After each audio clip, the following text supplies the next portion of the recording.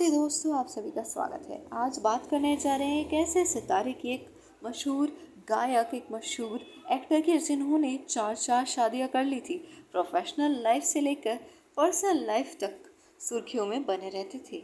किशोर कुमार भले ही अब इस दुनिया में नहीं है, लेकिन उनकी आवाज़ का जादू आज भी सिर चढ़कर बोल रहा है। उनके गाने संगीत प्रेमियों की पहली पसंद हुआ करते हैं। उन्होंने हिंदी, बंगाली, असमिया, गुजराती, भोजपुरी, कन्नड़, मलयालम और उर्दू में गाने गाए। किशोर कुमार का जन्म 4 अगस्त 1929 को मध्य प्रदेश के खंडवा में हुआ। बचपन में उनका नाम आभास कुमार गांगुली था, लेकिन बाद में उन्होंने अपना नाम बदलकर किशोर कुमार स्वयं रख लिया। किशोर के.एल. सहगल के गानों से प्रभावित थे और उन्हीं की तरह गायक बनना चाहते थे। सहगल से मिलने की चाह लिए किशोर कुमार 18 साल की उम्र में मुंबई पहुंचे, लेकिन उनकी इच्छा पूरी नहीं हो पाई।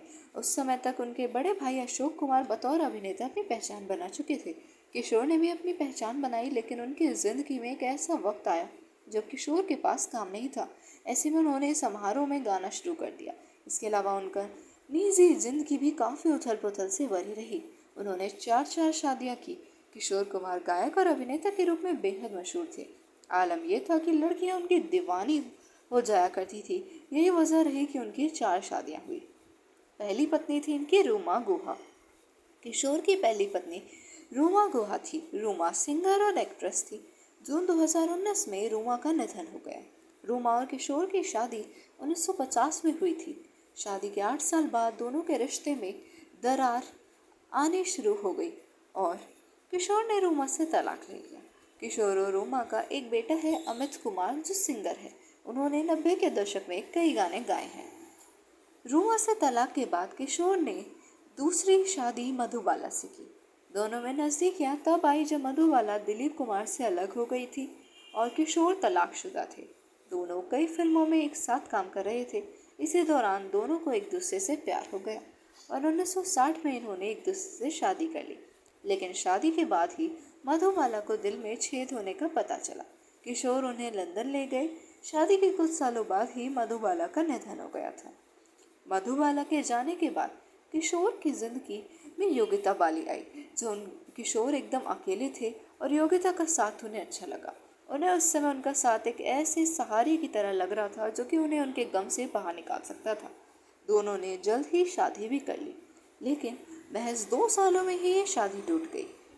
और इसके पीछे की वजह कुछ भी हो सकती है। लेकिन मुख्य वजह इसको ये कहा जाता है कि उनकी माँ उनकी ज़िंदगी में ज़्यादा इंटरफेयर करती थी और इसी वजह से दोनों की शादी टूटी। और बाद में योगिता बाली ने मिथुन चक्रवर्ती से शादी कर ली, जिस कारण किशोर कुमार ने कभी मिथुन चक्रवर्ती की फिल्मों के लिए गाना नहीं गाया। तीसरी शादी टूटने के बाद किशोर ने खुद को काम में मशगूल कर लिया। वे इतने मशरूफ हो गए थे कि वह बाहरी दुनिया के बारे में सोच ही नहीं रहे थे। उन दिनों वो प्यार अजनबी है कि शूटिंग कर रहे थे इस फिल्म में, लेकिन एक अदाकारा की एंट्री हुई जिनका नाम था लीना चंदावरकर। काम के दौरान उनको लीना की खूबसूरती भा गई और दोनों के बीच प्यार पनप गया। दोनों ने शादी का फैसला लिया, लेकिन लीना के पिता इस शादी के खिलाफ थे क्योंकि दोनों की उम्र में 20 साल का अंतर था और किशोर पहले ही 3 शादियां कर चुके थे। लेकिन लीना ने अपने पिता के खिलाफ जाकर किशोर कुमार से शादी की। दोनों का एक बेटा है, सुमित कुमार।